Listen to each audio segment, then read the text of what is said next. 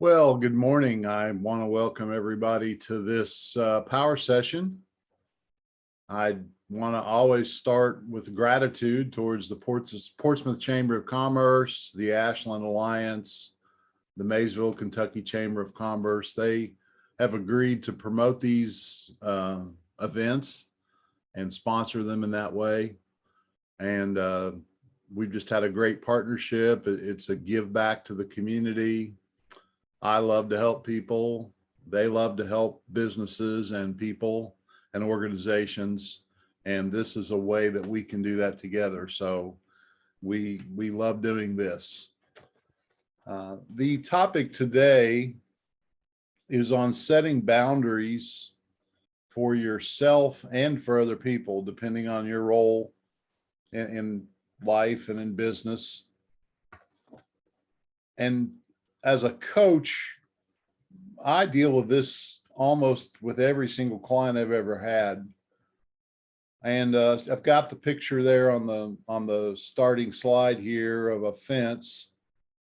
Looks like something down in central Kentucky. I was in Lexington, Kentucky for years, and you'd see those beautiful white fences. I'm curious,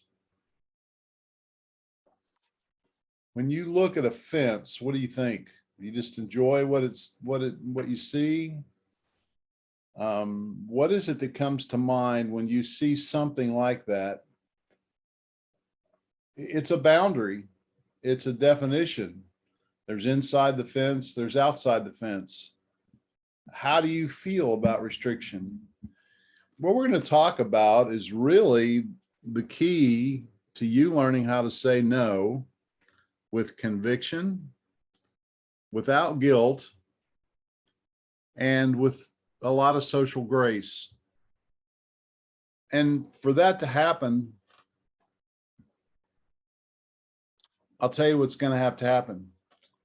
You're going to have to think differently about the word no. You're going to have to think differently about boundaries and limitations and restrictions and fences.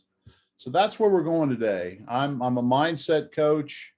I'm absolutely about the results and about changing things and being practical as well. But it starts with how we think. It starts with our philosophy. So this is me. Married for 37 years. I have 3 grown sons. I consider myself to be the granddaddy of all granddaddies. That is a self-proclaimed title. I've been doing this kind of work, business leadership coaching, for about 19 years.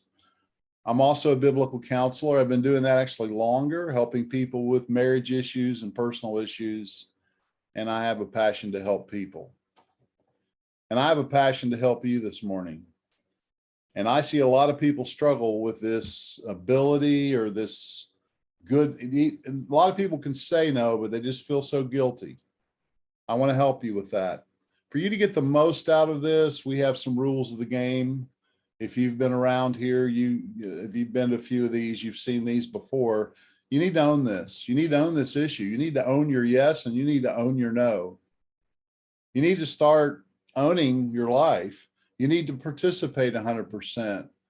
If you had a piece of paper, if you have the ability to have a piece of paper and something to write with in front of you today, I'm going to ask several questions. I'm going to have you think about some things. I have found when I'm in a learning environment like that, if I can just jot down or write a few thoughts that I'm having, it helps make it objective, helps me think better. So I would suggest that's a way to participate. Perhaps I would think people that come to this might seek out information like this, and you maybe are going to say, oh, I've heard all this before, or this is all real familiar, or I don't think I'm going to hear anything new, or it's just good to be reminded of some things.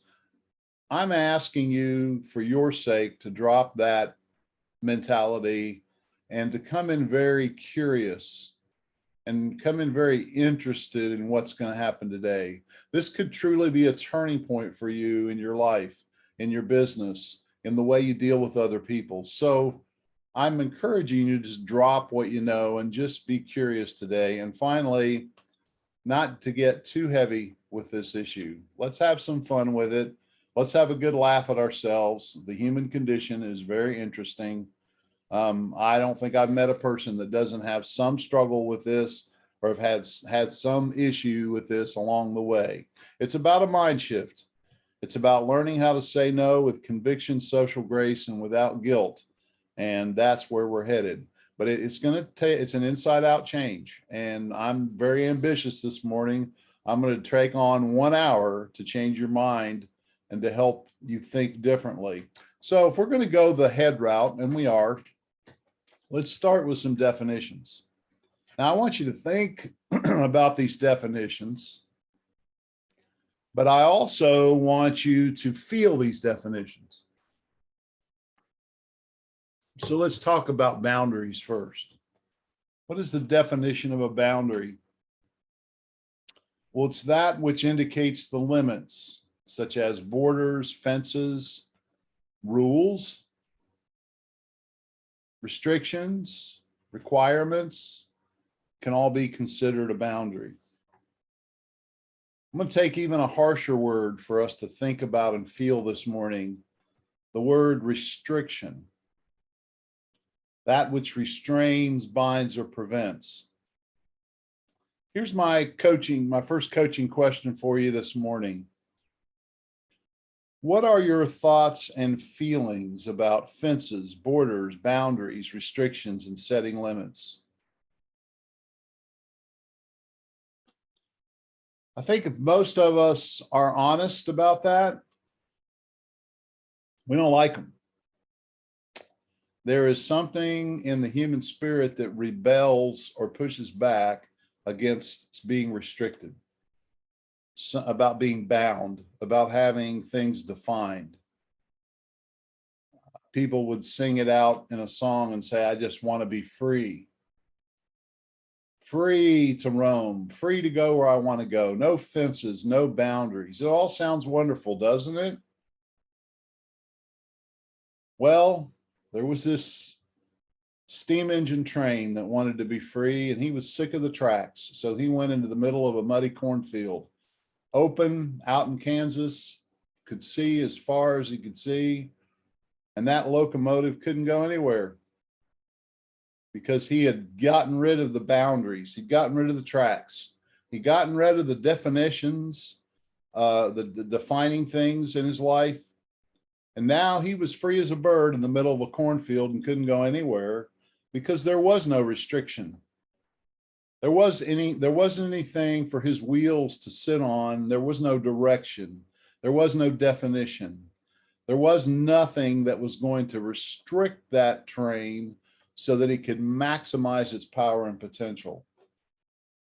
I want you to get the mind shift right now. This might be the moment in this whole thing that really sets you free, is that no is a beautiful word. Restriction is a good thing. Boundaries are healthy. We all need them. We all thrive when we have them. I want you to get the feeling. I want you to get the mind shift. So let's move on. There's our train down there at the bottom. What are your thoughts and feelings about fences, borders, boundaries, restrictions, and setting limitations? I hope you're starting to feel differently about it already. You're starting to see that no is not a bad word, that yes and no go together and they both work with each other, and that a clear no is a beautiful thing. It's not an awful thing. It's not a bad thing. Let's ask another question. How does the lack of boundaries affect the following 4 things? How does it affect confidence? How does it affect anxiety? How does it affect worry? How does the lack of boundaries affect being timid or timidity? Let's talk a little bit about anxiety as it relates to this. Anxiety is an emotion, and anxiety comes from some thought. In fact, it's divided thought, it's distracted thought, it's a mind that lacks clarity that leads to indecision, not being sure what to do, lacking a confidence and an assurance of what to do next, of what the future's going to bring. Take a football game. We've got the picture of a football field up. Take away those borders, take away those boundaries, take away those lines. We just have a nice free open grass field where we can't play a game very well. We can't freely move and play that game because we don't know what's out of bounds. We don't have a definition. Folks, the word no is a defining word. No is not a bad word. Fences and boundaries and borders are not bad. They give us a structure. The antidote that we need to squelch anxiety is clarity. We need certainty. And those things come from defined boundaries. Things like core values and being clear on our priorities. We're going to talk about that. People are timid. People are worried. People are anxious. People lack confidence because they don't know the boundaries. They don't know the rules of the game. They're not sure when they're in bounds and out of bounds. It sounds free, doesn't it? It sounds free to be free of fences and boundaries and limitations and no rules. I think there's even a brand out there, no rules. Folks, it's not true. As human beings, we function better when we're restricted. We function better when we have definition and clarity. There was a time in my business when I actually, for a short time, when people wanted to know how much it cost to work with me, I just wouldn't give them a number. I said, you can just pay me what you want. They hated it. They wanted to know, how much does this cost? They wanted to know the price. They wanted some clarity. It caused anxiety. It caused worry. It caused timidity. It caused a lack of commitment because they didn't know what they were committing to. They didn't know the rule of the game. I just want you to have a mind shift here. We're going a little slower. I just want you to let this absorb. Let's go to our next thought, our next mind journey here. Question: how is setting boundaries related to things like integrity, commitment, and inner peace? I have the number 1 there. It's a digit. It's a whole number. It's interesting that the word integrity comes from the word integer, which is a whole number. It's not a fraction. It's not split up. It's complete. It's strong. If you have integrity, you're whole. What you do and say match. What you believe and do and say align and match. A person with integrity has clear boundaries. They have clear understanding of their values. A person with integrity like that can commit. They make a commitment to what their values are. They have a clear conscience because what they say they're going to do, they do. What they tell people they represent, that's what you see. What you see inside is in harmony with what's outside. So there is a peace. Peace and harmony go together. They have clearly defined personal boundaries. They have learned to effectively use the word no. I want you to feel it as well as see it today. A person can choose their discipline to restrain themselves from unhelpful activities. What would that be? Things outside of your values, things outside of what's important to you, and also use that discipline to keep your commitment to practicing helpful, productive activities, things that align with your values. You know what this assumes? This assumes you have values. This assumes you have understood values. We all have values, but we've not always defined them. What are your values? What is most important to you? What are non-negotiables in your life, in your business, in your practice, in your communication? Where will you go? Where won't you go? Are you clear on the boundaries? If you are, you can have integrity because you know what you're committed to, what you're committed to doing, what you're committed to not doing. And that creates a sense of peace because I'm defined. I'm not confused. I'm not conflicted. I'm not unsure. There's so much stress in the world today. Have you noticed? So much stress in organizations and businesses. It's because they lack integrity. Their folks don't know what to commit to. Even the culture we live in, it seems like what we're told is that boundaries and values are moving all the time. Do you want to commit to that system? Or do you want to commit to an inner peace, an inner security, an inner clarity on what boundaries are? I want you to see that whole number and see that that represents that integer is no, there's no fraction in that. There's no division in that. There's no double-mindedness in that. There's a clarity. You're saying, Dave, I tuned into this because I just have trouble saying no to people. Well, you're not clear on what is your yes and what is your no. And we'll get into some of the reasons why that happens and what to do about it. But right now, I want you to see and I want you to feel the tranquility and the peace and the wholeness of having clear boundaries. It's not restricting. There's a restriction to it, but there's a freedom in restriction. There's a freedom in restriction. Within a game, if you have boundaries, you can play the game. If you have rules of the game, you know where you can go, where you can't go. If there are no rules, no limitations, open season, it's chaos.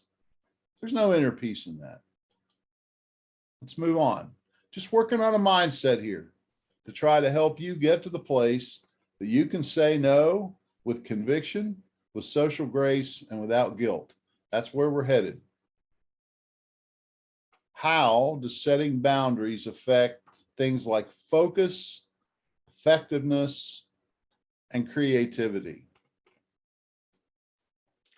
Now, this is interesting here because there's a rumor out there that I don't agree with, that people who have rules and structure are not creative, that it squelches my style. I just want to be free to express myself anyway, anytime, with anybody, any way I want to, no restrictions, no boundaries, no definitions. That's where you get really creative, when you're totally free. People are bound up with all these rules and all these restrictions, and they can't be fully fulfilled in their creativity. Don't believe it, folks. The most creative people, the people with the most enhanced creative, are typically the most disciplined people. They're the people that have committed to a few values that they consider to be supreme, and they are focused and clear on what they want and what they don't want. And within that boundary, they are free to express their creativity and do amazing high-level work, high-level service, high-level relationships. I'm going to go with marriage. Been married 37 years, one woman, love her. We have a very creative, great marriage, but there's no question about who else is going to be involved because it's clear. That's a value of mine. That's what it's going to be. And that marriage, that kind of marriage, is the most loving, the most expressive, has the most potential to be the most effective. I'm not curious or questioning, is this where I need to be? Is this who I'm going to be married to? I don't have to worry and be divided and lack peace because of that commitment. Doesn't always feel that way every day. Feelings come, feelings go. Feelings are like the seasons. Within the changing seasons, do we have anything that holds steady is the question. This is what we're talking about: fence lines, boundaries, definitions. They create security. They create peace. They create an opportunity to be focused and to be effective. I'll give you another example. In your business, do you know who your ideal customer is? Do you know who you can serve well and who you can't serve well? Do you say yes? And do you also say no to certain people? Now, not rudely, not harshly, not self-righteously, but you can serve some people and you cannot serve other people well. And when you have a value of high service, it includes being selective on who you accept as a customer. That sounds strange. I want all the customers I can get. I remember I had a client once and we were going to do a marketing plan. And I said, who is your ideal customer? He said, anybody with money in their pocket, bud. If they come in this business and they got money to spend, they're my ideal customer. I said, you're not understanding me. And we slowed it down. And I don't know if I got very far with him, but what I was trying to help him see is when we can serve the folks that we can truly serve well, we can be our best. It doesn't mean there's anything wrong with that person. If they're not your ideal customer, it means they'd probably be an ideal customer of another organization. If you happen to be a high-end organization that provides very high-end services and products, then that is tailored to a certain clientele. If you're a bargain business that specializes in keeping your prices low at a reasonable quality, then there's another type of customer that's your ideal customer. And in a sense, you're saying no to some customers so you can say yes to other customers. Yes and no are two things that dwell together. I want you to capture that, like north and south on a bar magnet. I don't know if all of you know what a bar magnet is, but you've got this piece of steel that's magnetized and it's got a north pole and a south pole. Just like the earth is a big bar magnet, you've got a north pole and a south pole. Well, you can't have north without south. You can't have day without night, and you can't have yes without no. And when we try to just make it all maybe, and we're not clear and we're not defined, that's when all the anxiety starts.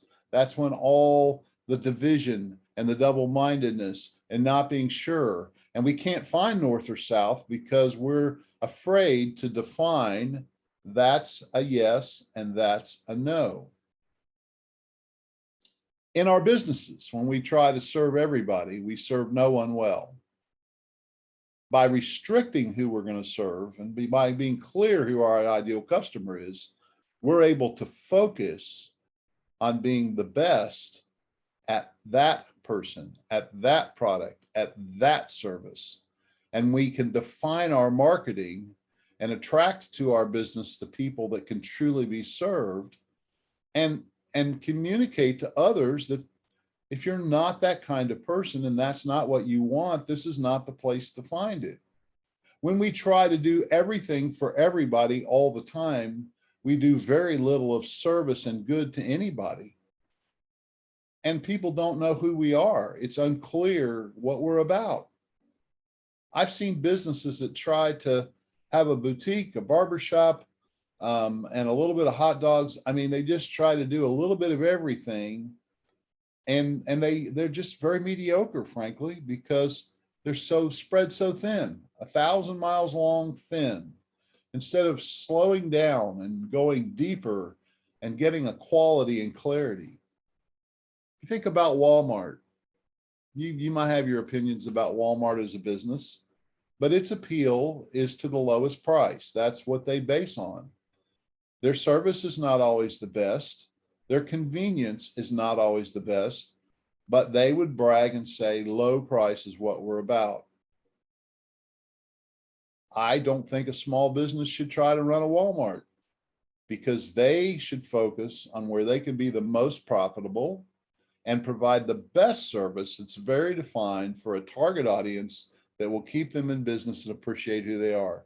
So what am I saying here? How does setting boundaries affect focus? It increases it. Effectiveness, it goes through the roof. And I'm telling you that if you want to be most creative, you're most creative with some boundaries, because boundaries define where you're free to move and where you're free not to move. I hope you see this. It's a mind shift. Most mindsets are, if you put boundaries in, you're not going to be creative. The fact is, when you get enough sleep, when you have a schedule, when you do the blue collar work every day, you're very creative. Creativity is birthed in a high work ethic. Creativity is birthed with restrictions and discipline and focus and effectiveness. It's just true. Do your own research. It is actually better to commit to less, not more. It's better to commit to a few things and do them well than to commit to a lot of things and do them sloppily and not well at all. It's better. But we don't like the word no, folks. We don't like the feeling of loss. We don't like the feeling of restriction. So we say yes when we should be considering a strong no. No is a beautiful word. No defines things. When you, out of social pleasing and just emotional heartbreak, give and give and give and give with no boundary and no restriction, that sounds like such a nice, wonderful thing to do. But if you don't put the oxygen mask on yourself, and if you don't take care of the goose that's laying the golden eggs, the goose is going to die.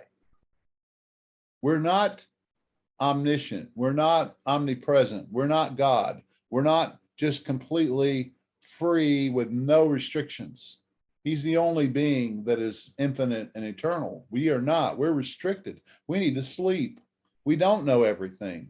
We don't have all the energy in the world. We're like a cell phone. We need charged to be useful.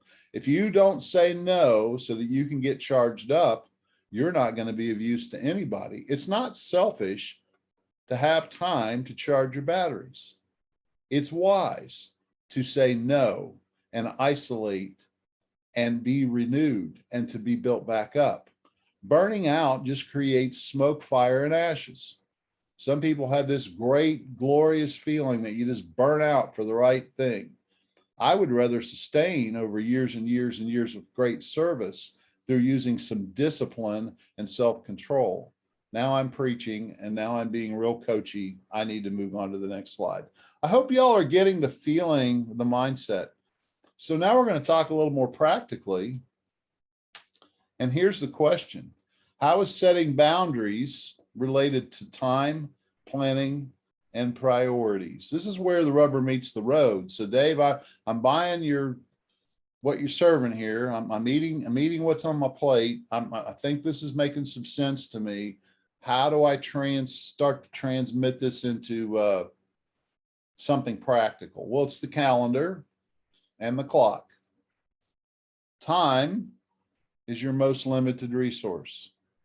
I want you to sit with that statement for just a moment. Money is not the most limited resource in your life. It may feel that way right now with the inflation and all that, but money is not what's limited. Money comes, money goes. Money increases, money decreases. Time does not. Time is set 24 hours a day. You have the same amount of time as anybody else, and it is your most limited resource. I hope you're starting to get the sense of why the word no is so important. You have exactly 24 hours a day, no more, no less. You can't have more time, but you can learn how to leverage and maximize the use of the time you have. But that takes a proactive ownership mentality. We talked about the first rule of the game today is owning it. This is where we need to own it. We need to own our calendar. We need to own our life. When I say own your time, that's just put the word life in there. Life is time. Think about it. How you invest your time is investing your life. It's that important. There are so many tools that are available to help you leverage and define your time. Now, I'm going to go, because I'm an old guy, with just a calendar. It can be on your phone. It can be synced to your computer. However you want to do it, that's awesome. I like having it on my phone that's synced to my computer because it's available to me. But what is a calendar? If that little picture that's on the screen, it's a grid. It's a set of boxes. That particular calendar is showing a set of days. If you have a daily calendar, it's showing a chunk of a block of hours. Those are boundaries. Those are fence lines.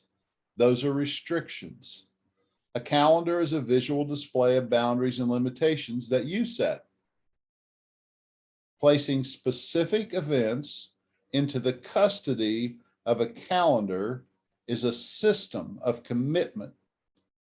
It's committing yourself to proactively chosen events and commitments. Now, that's a lot of words.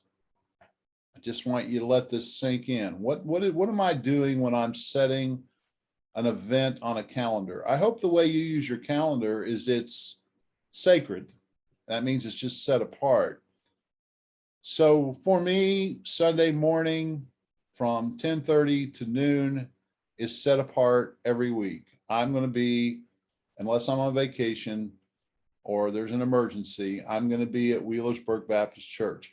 Now, what does that say? It just says that's a value of mine that's important enough that I set it on the calendar. I define it. And if you look at my calendar, every Sunday morning at that time, it's a repeat. It's just, that's where I'm going to be. Saturday, typically Saturday morning, my default place to be is with my wife, because my wife and our marriage is a priority. It's a value. Now, I want you all to see this by placing those kinds of things on your calendar.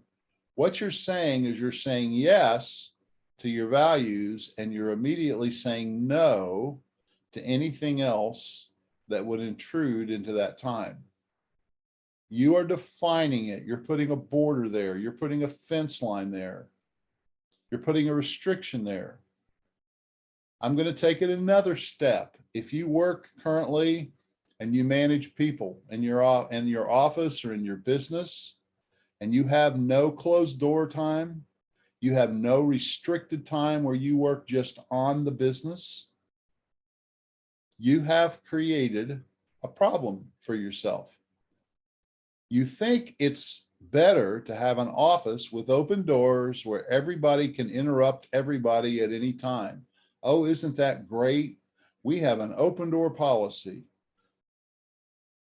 I know that there's another way to use that word. I'm using it the way some people do. They feel guilty closing their door. They feel guilty saying no to an employee. I cannot meet with you now.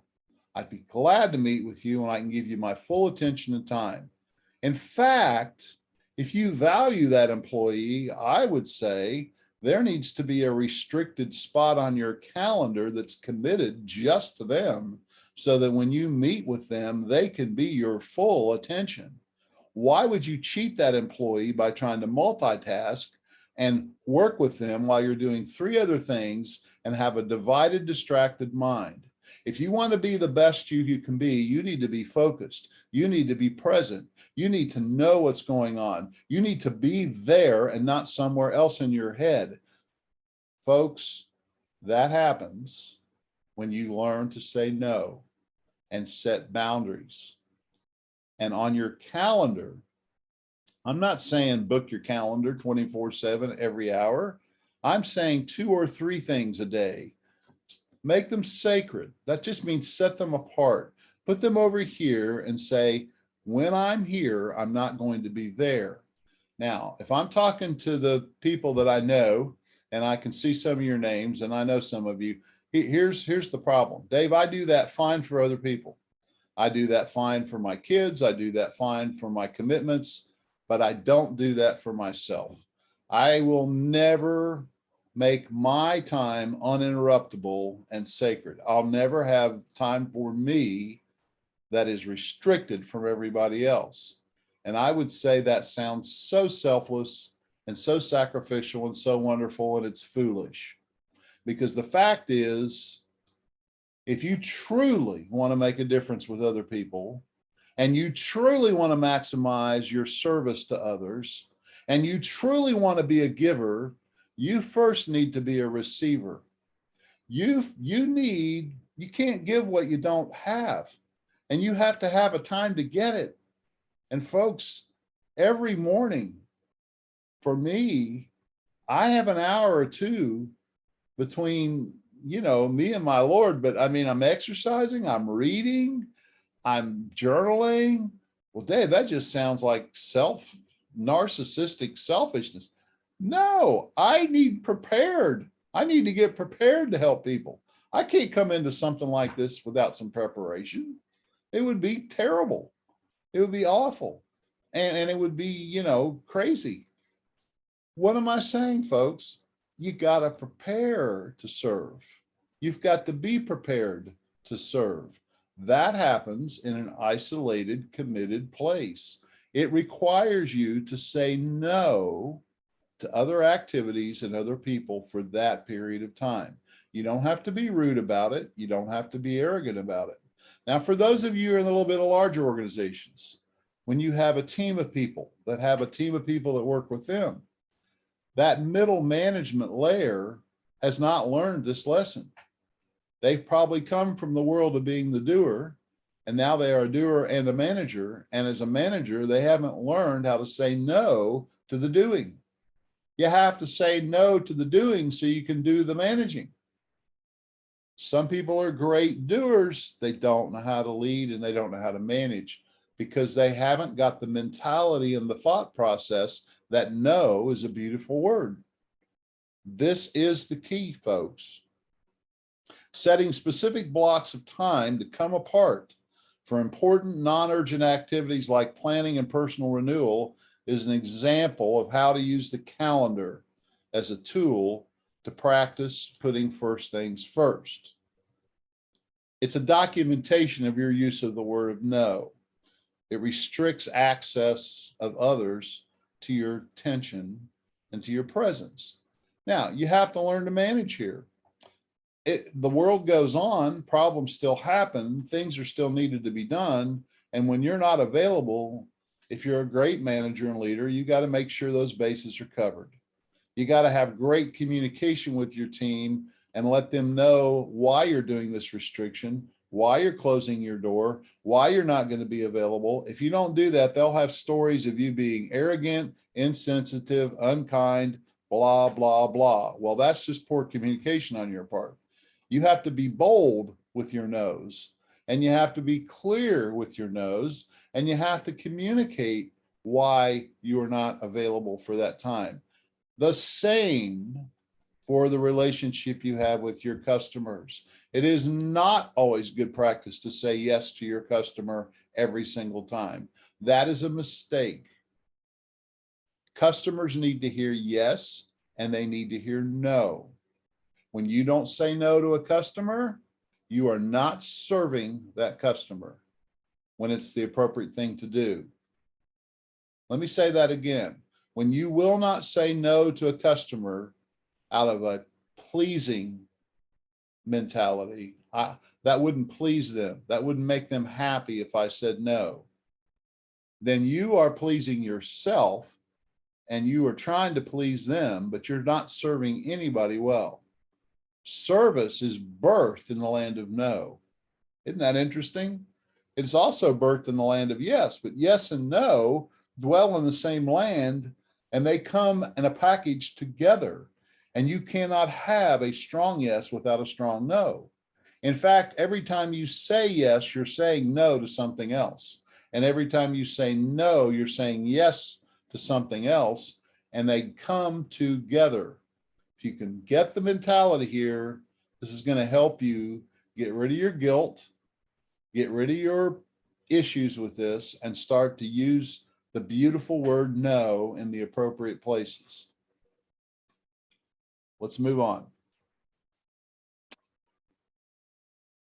What are some motivations for saying yes or no to requests and opportunities? Now we're getting down to why you all probably tuned in today.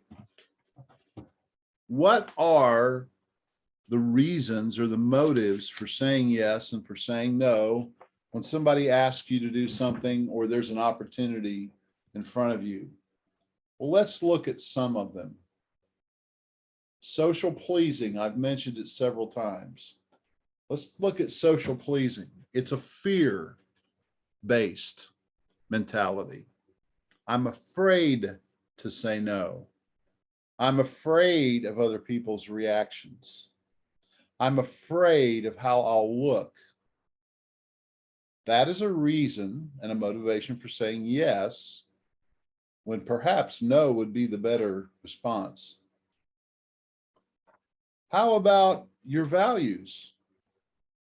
That's a basis for saying yes to an opportunity or saying no. Is the opportunity in line with your values? Is it in line, when I use the word values, what's important to you? What you've determined to say is non-negotiable and for sure, this is who I am, this is what I do, this is what my company is, this is what my company does. So we clearly know when to say yes to an opportunity and when to say no to an opportunity because we have defined those things. That's a reason. That's a motivation for saying no, we're not going to do that, or yes, we would love to do that. Is it in line with my values? What's another driver? Previous commitments.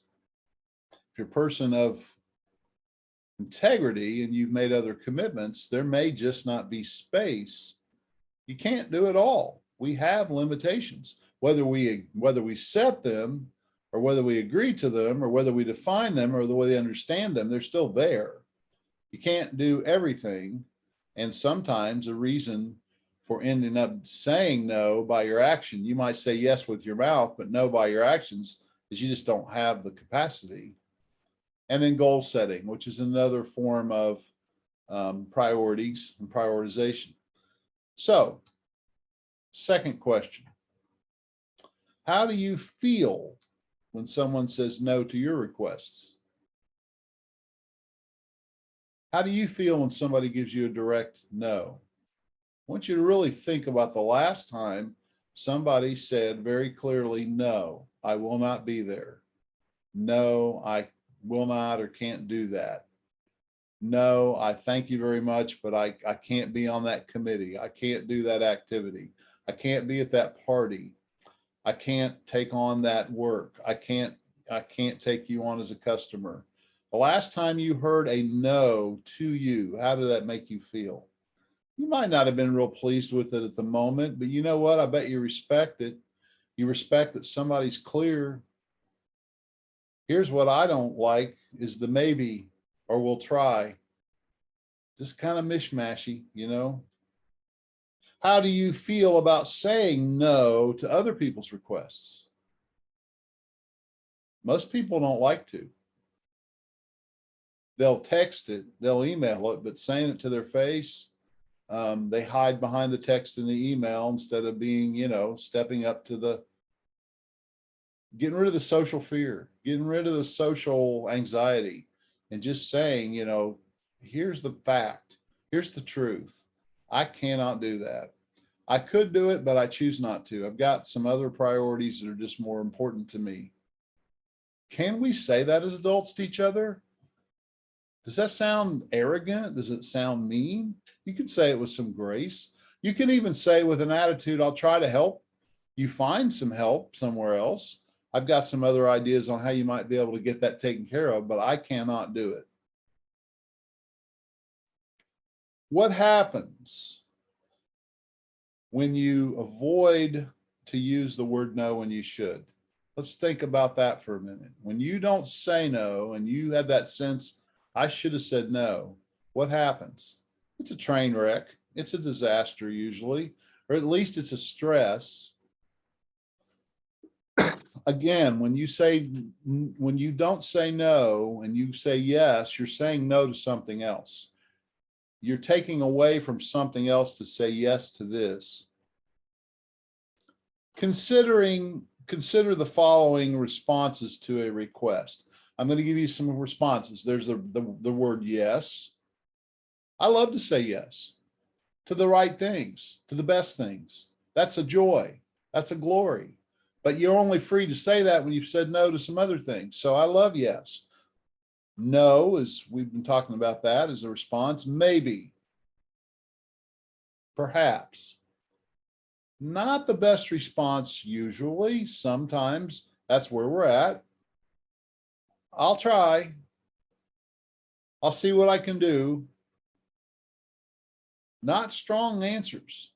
Now, they sound nice and they've got a social grace to them and they've got some velvet on the brick and they're kind, but I think we need to learn to be people of our word, where we just learn how to say clearly yes and no. That is a defined, peaceful place to be, of integrity. We don't have to be blunt. We don't have to be mean. We can give explanations if we think it's necessary, but at the end of the day, we let our yes be yes and our no be no. Which responses are the most useful and effective, and why? I think no and yes are the most effective responses. They are clear. Why is it important to say no more often and limit your commitments? Because that's the only way you're going to have more capacity and more effectiveness and serve better and even serve more people. What is an effective way to deal with the guilt that arises when you use the word no? Well, that's what we've been doing for the last hour or so, or a little less than an hour, is trying to help you work through what is the story in your head, what are the thoughts that you have, what is the mindset that's creating the guilt feelings. Guilt is just a response of the conscience to something that you believe is inappropriate or wrong. That's what it's there for. You got to get somewhere, get with a coach, get with a counselor, get with somebody, and get with your spouse. Determine if what you're saying is truly wrong or right. Is it in line with our values? Sometimes it's not a right or wrong choice, it's a wisdom choice. Is this a wise or an unwise thing to do? In other words, lay aside the self-doubt and start to be a little more objective and just give some thought and some conversation to the decision so that you can make a commitment and be yes, absolutely, of course, why wouldn't I? Wonderful, or no. And if it's not that kind of yes, I think it needs to be no. I hope you're hearing this. A few commitments in your life, a few strong yeses, is a creative, beautiful, amazing potential opportunity. A whole bunch of mediocre yeses where you're overextending yourself is a mess. And you still help people and you still get along. I'm not talking about it's just a moral failure completely. It's just ineffective.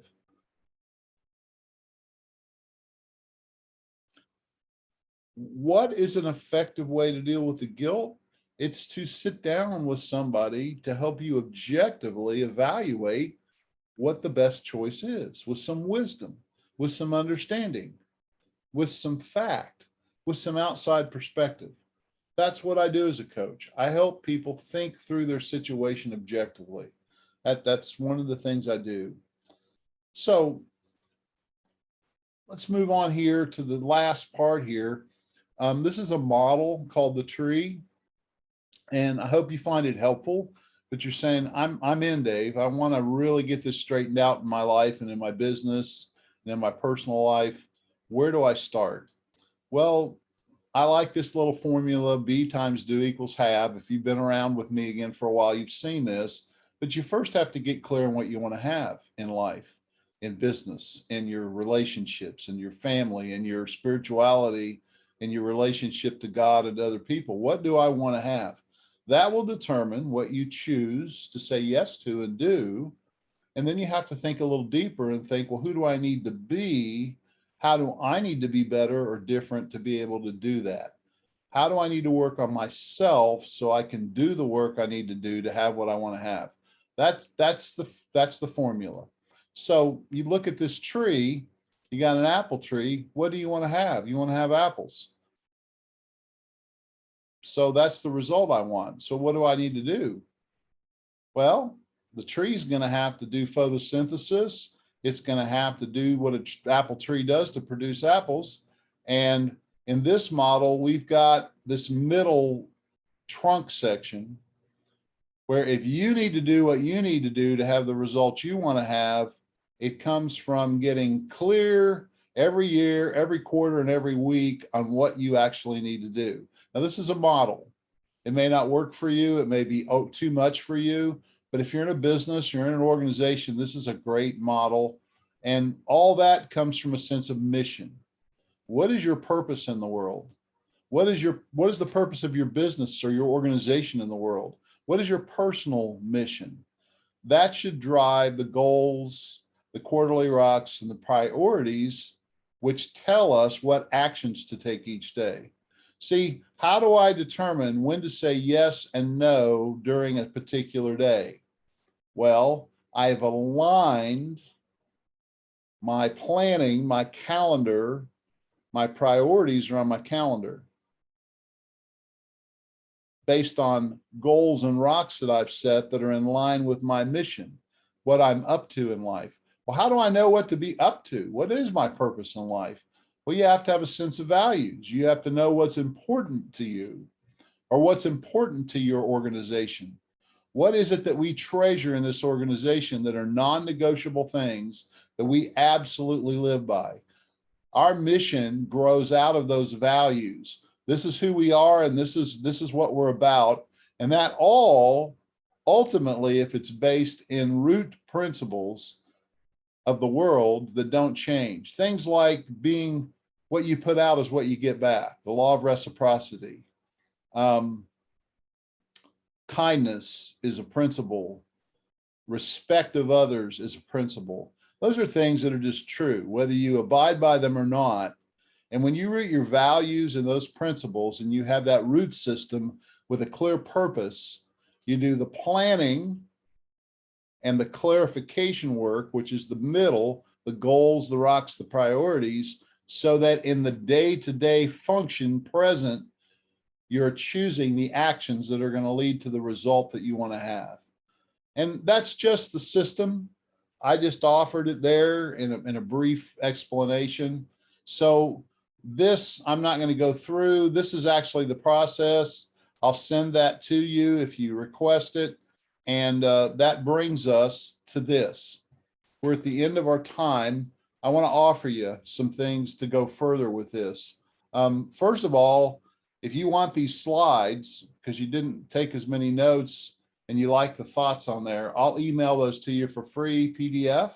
Second, if you email me, I've got some more articles along this line that support this, that kind of give another perspective on it, give you another way to think about it. And third, I'll even have a conversation with you. I'm at a stage of life where I just like to help everybody that wants help. And when I can say, I've got the time to say yes. And anybody that, the number of people, if everybody on this call said, yes, I'd like to have a conversation with you, Dave, I've got the capacity to say yes to it right now. It's not a reluctant yes, it's a joyful yes. Some of those conversations may lead to some more work with me. Most of them typically do not, and I am fine with that. I just am enjoying giving back to people right now, and that is free upon request as well. And so there's my email address. If you want some personal assistance and help with this, there it is. And if you got any questions or any further comments, just want some more of my help as a coach, there it is. So we're going to end a little bit earlier today, but I appreciate everybody being here, and I hope this was helpful. So we'll see you next time. Thank you.